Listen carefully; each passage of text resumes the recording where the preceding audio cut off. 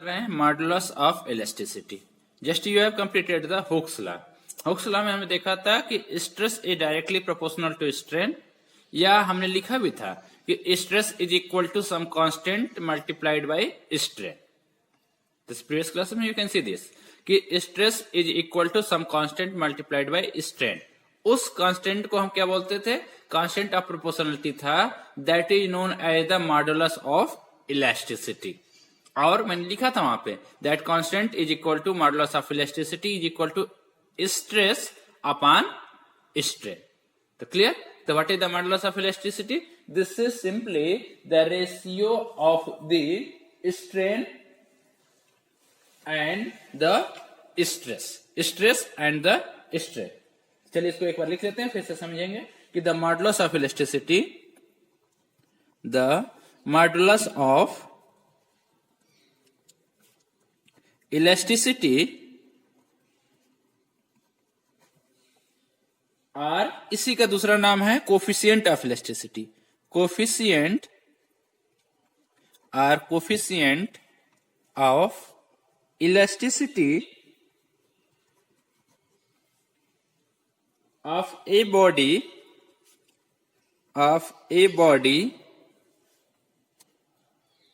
is defined as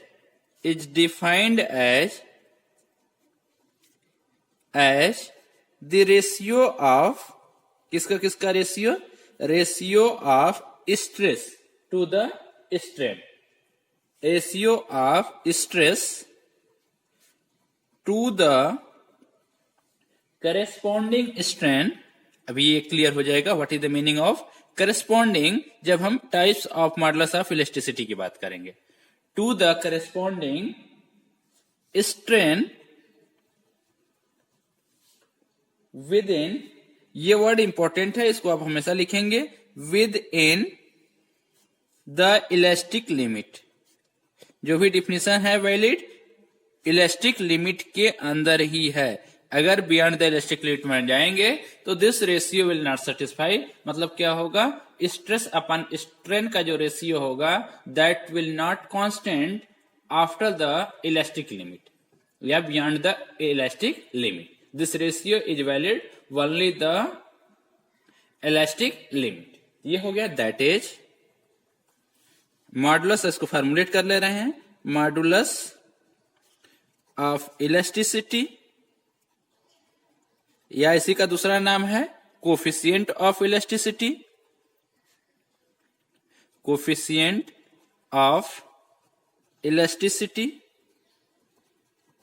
इसका symbol होता है E. General word E is used to modulus of elasticity और coefficient of elasticity. और ये किसका रेशियो है? Stress upon corresponding strain. ठीक है, वो करस्पॉन्डिंग वर्ड अभी क्लियर हो जाएगा जब हम इसके टाइप्स को पढ़ेंगे। तो this is the expression for the modulus of elasticity और कोफिशिएंट ऑफ इलास्टिसिटी। अब इसके बारे में कुछ और डिटेल पढ़ लेते हैं कि if you see the what will be the unit of E. Modulus of elasticity की अगर एसआई यूनिट की बात करें, इसमें कुछ इंपॉर्टेंट पॉइंट हम डिस्कस कर ले रहे हैं। एसआई यूनिट की क्या हो जाएगा? स्ट्रेस की यूनिट क्या होती है? न्यूटन पर मीटर स्क्वायर। स्ट्रेन के क्या होती है unit? It has no dimension, no unit, because it is the ratio of two changes, change in dimension upon original dimension. तो इसकी तो यूनिट होगी नहीं, तो इसकी यूनिट क्या होगी? स्ट्रेस की जो भी यूनिट होगी, स्ट्रेस की जो भी डायमेंशन होगी, that will be also of the modulus of elasticity और कोफिशिएंट ऑफ द इलास्टिसिटी। ये हो गया। डायमेंशंस भी आप फाइंड आउट करते हैं। And this it depends only on, ये इंपॉर्टेंट है, it depends only on the nature of material. मतलब ये आपका आयरन के लिए अलग होगा, गोल्ड के लिए अलग होगा। For different material this modulus of elasticity is different, and it also depends manner in which and material of the body, material and the manner manner by in which body is deformed. Body को हम कैसे deform कर रहे हैं, on that factor it depends. There are two factors कि it depends upon the nature of material of body, ये word लिखने तो अच्छा होगा, of body, and by which, किस तरीके से बॉडी को डिफॉर्म किया गया है. तो इट्स क्लियर, ये हमारा मॉडुलस ऑफ इलास्टिसिटी की हो गया बात. इसके बाद हम बात करेंगे types of modulus of elasticity. चलिए, मॉडुलस ऑफ इलास्टिसिटी हमने पढ़ लिया. Then we have the types of modulus of elasticity. In the definition of modulus of elasticity हमने पढ़ा कि it is the ratio of stress upon corresponding strain. और stress में हमने देखा है कि we have the different types of strain. हमने पढ़ा था ना स्ट्रेस, उसमें हमने पढ़ा था लॉन्गिट्यूडिनल स्ट्रेस या tensile stress, compressional stress, hydrostatic stress, ठीक, और उसके बाद टेंजेंशियल स्ट्रेस. और स्ट्रेन में भी we have discuss different types of strain. हमने पढ़ा था longitudinal stress strain, volumetric strain, ठीक. और देन हमने एक आपका शियर स्ट्रेन हमने पढ़ा था कि there is a change in the shape of the body. तो depending upon different types of modulus of elasticity, different types of the stress and different types of the strain, we have different types of modulus of elasticity also corresponding to different types of stress and strain. तो सबसे पहला जो हमारा topic है, there are three types of modulus of elasticity. We will discuss in the class. There are three types of modulus of elasticity. There are three types of modulus of elasticity. पहला कौन है? First name is that, पहला जो है आपका उसको बोलते हैं Young modulus of elasticity. Young's modulus of elasticity. इसके डिटेल में हम अलग अलग इसको पढ़ेंगे, इसकी डिफिनेशन है, इसकी प्रॉपर्ली, इसके बाद फार्मूला, और ये सब कुछ हम पढ़ेंगे. या तो ये आपका है यंग मॉडुलस ऑफ इलास्टिसिटी, और इसको हम रिप्रेजेंट करते हैं कैपिटल वाई से. ये क्या करता है? This is the modulus of elasticity of length. This is related to, अभी हम डिटेल जब पढ़ेंगे तो वहां पे और क्लियर हो जाएगा. इट इज, दैट इज, इसको हम बोलते हैं modulus of elasticity, modulus of elasticity of length. This is the modulus of elasticity of length. अभी मोर डिटेल में पढ़ेंगे, अभी यहां पर डिटेल नहीं पढ़ रहे हैं. Second one is bulk modulus of elasticity. Bulk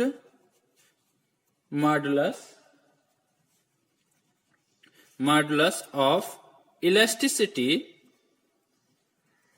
and this is represented by small के, ठीक, या कैपिटल के. इसको चलिए के हम लिख सकते हैं, या कहीं कहीं आपको बी भी लिखा जाता है. बल्क मॉडुलस ऑफ इलास्टिसिटी को के से या बी से हम रिप्रेजेंट करते हैं. क्लियर? और ये क्या है? Modulus of elasticity of volume. ये हम मोर डिटेल जब पढ़ेंगे तो वहां पे क्लियर हो जाएगा. अभी हम सिर्फ नाम पढ़ लेते हैं. That is modulus of elasticity of volume. ये किसका है? Modulus of elasticity of volume. This is related to the volume. Third is modulus of rigidity. Modulus of rigidity or shear modulus,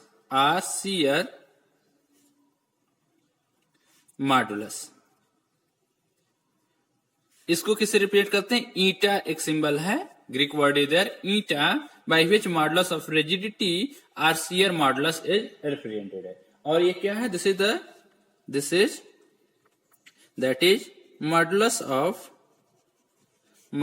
of elasticity of shape. ठीक, एक volume से related है, एक length से related है, and one is related with the shape of the body. On that basis, we have three types of modulus of elasticity. Young modulus of elasticity represented by Y, and this is also known as the modulus of elasticity of length. Bulk modulus of elasticity, it is represented by K or B, and it is the modulus of elasticity of the volume. Third one is shear modulus of elasticity or modulus of rigidity. It is represented by a Greek word eta, and this is also known as the modulus of elasticity of the shape. ये हमें third one वाला नहीं पढ़ना है this year, बाकी हमें in detail we have to study about the young modulus of elasticity and bulk modulus of elasticity. So first of all we are going to start young modulus of elasticity.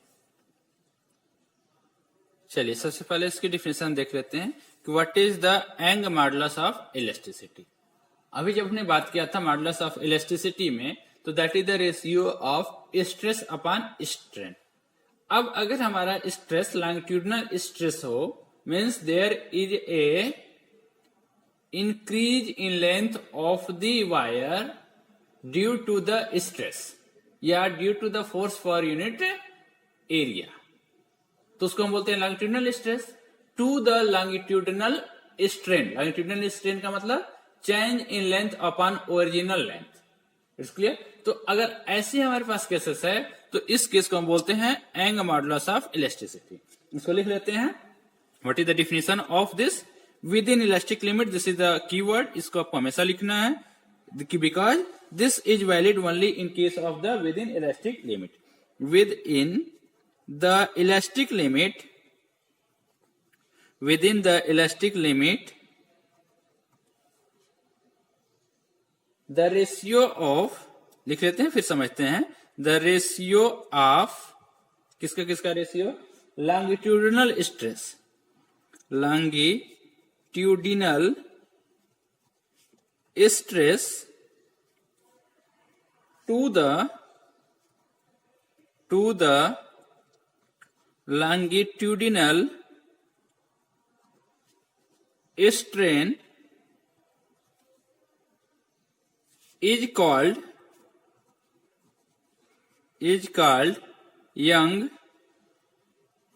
Young's modulus of elasticity.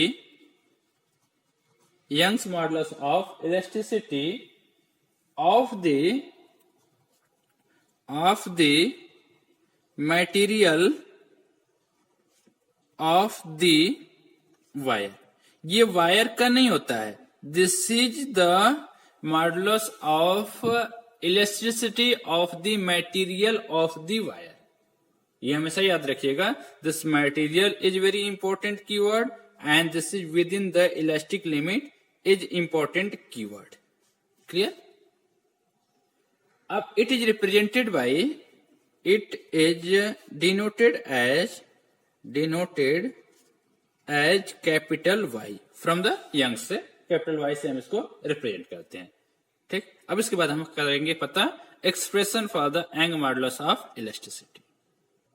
चल, we have to find out expression for the Young modulus of elasticity. इसके लिए हमने क्या किया? We have taken a uniform wire of cross sectional area A. Cross sectional area का मतलब ये वाले एरिया की हम बात करते हैं. अगर वो हमारे पास वायर है तो दिस इज सर्कुलर वायर की ये एरिया जो है इसको हम बोलते हैं क्रॉस सेक्शनल एरिया. तो ये हमारे पास क्या है? एक वायर हमने लिया है दैट इज द यूनिफॉर्म और उसकी क्रॉस सेक्शनल एरिया ए लिया है and whose initial length is L. जब हम वायर पे F फोर्स अप्लाइड करते हैं, then there is a increase in length delta L of the wire.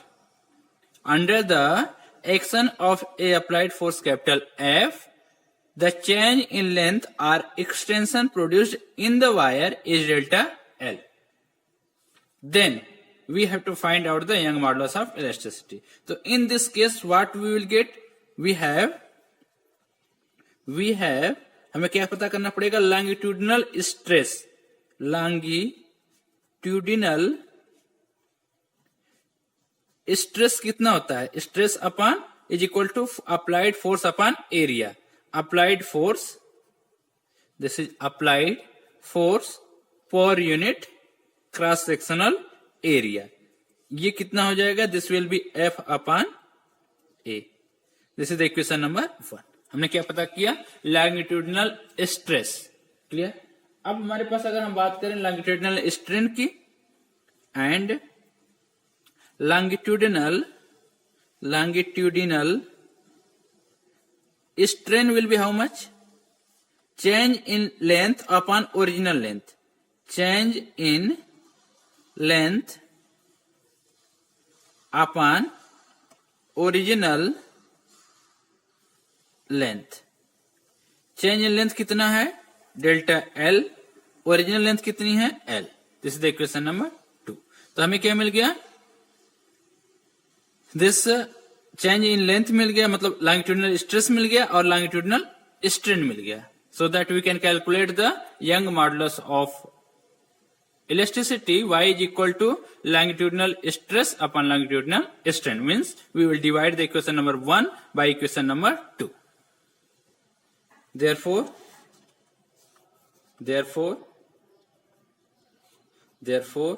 Young modulus of elasticity, Young's modulus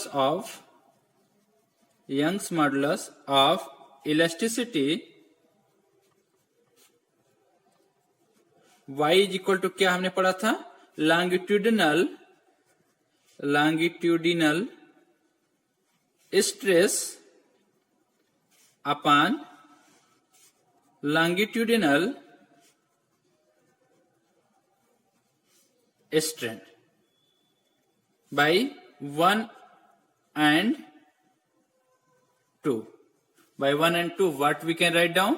Substitute the value of longitudinal stress and longitudinal strain from 1 and 2. We will find out this is F upon A divided by change in length upon original length. Or we can write down y is equal to F upon A into L upon small l. Clear? This is the equation number 3, and expression for a young modulus of elasticity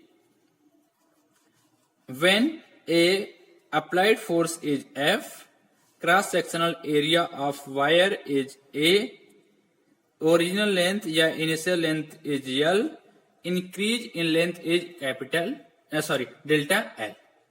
अब अगर हमारे पास particularly अगर हम मान लें कि if the wire is in circular form, ठीक, तब हमारे पास क्या फार्मूला हो जाएगा? दैट विल राइट डाउन, क्योंकि न्यूमेरिकल में हमें जरूरत पड़ती है इसकी.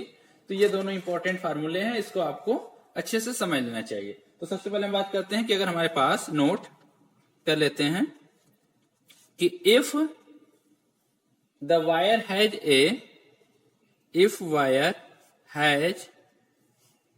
a circular cross section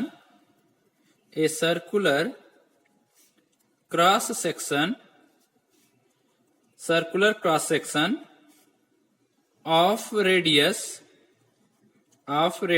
small r, then what will be the area of cross section? A will be equal to pi r square, and then y will become, young modulus of elasticity will become F upon pi r square into L upon delta L. This is equation number 4. From this it is clear कि young modulus जो है depend कर रहा है force पे, area पे, length पे, increase change in length पे. But you always remember this does not depends on all these factor. It depends only on the material of the wire या by which manner the wire is deform. तो ये दो factor हैं जिसपे सिर्फ depend करता है. It does not depends upon on these factors. अब पर्टिकुलरली अगर हम डिफाइन करना है कि how we can define the Young modulus of elasticity, ठीक है, तो वो हम सेकेंड पॉइंट में पढ़ लेते हैं कि इफ वी हैव पर्टिकुलरली अगर हम देखें कि F L is equal to 1 metre की हम ले लें. एक वायर हमने लिया है जिसकी लेंथ 1 मीटर है, ठीक है. एरिया हमने लिया है 1 मीटर स्क्वायर का यूनिट एरिया, ठीक। डेल्टा एल अगर मान लीजिए आपका हो रहा है 1 मीटर, चेंज इन लेंथ अगर 1 मीटर, ये पर्टिकुलर हमने वैल्यू ले लिया। सपोज दैट अगर हम ऐसा कर लें कि if you apply if you take a wire of length 1 meter, area 1 meter square, and under the action of a force there is a change in length is equal to 1 meter, then from equation 3 from equation 3 what we have y is equal to f upon 1 into 1 upon 1। तो कितना हमारे पास हो गया, y is equal to f। मतलब क्या ये कह रहा है कि this Young modulus of elasticity will be equal to numerically, ये डिफिनेशन नहीं है, numerically it will be equal to the applied force when there is a increase in length or change in length of a wire of 1 meter square whose initial length and cross sectional area is unit। तो ऐसे define कर सकते हैं। तो इसको चलिए इसको word में लिख लेते हैं। ये डिफिनेशन आपको पूछा जाता है कि how you can define Young modulus of elasticity numerically. तो क्लियर इसको लिख लेते हैं। Young modulus of this implies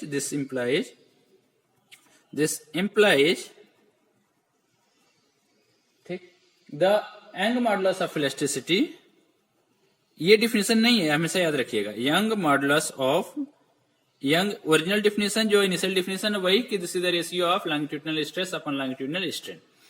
this implies Young modulus of elasticity, Young modulus of elasticity is equal to the force required, is equal to the force required to extend a wire, required to extend a wire of unit length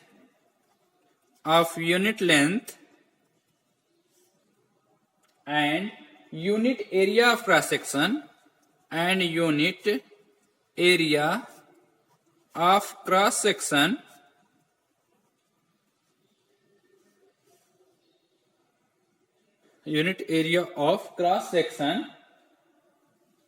that is, it's clear. तो ये चीज आपको हो गया simply कि this Young modulus of elasticity is equal to the applied force for a wire, force required to extend a wire of unit length and unit area of cross section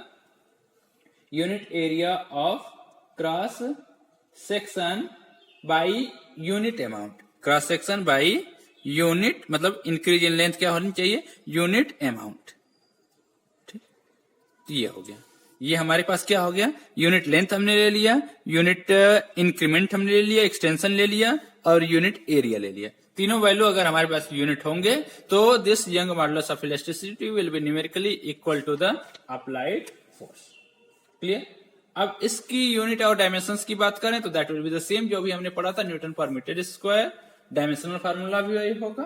तो that, या तो अगर हम serious ए में बात करें तो 9 पर सेंटीमीटर स्क्वायर, क्योंकि न्यूमेरिकल्स में हमें जरूरत पड़ती है इसकी। तो you all should remember that things.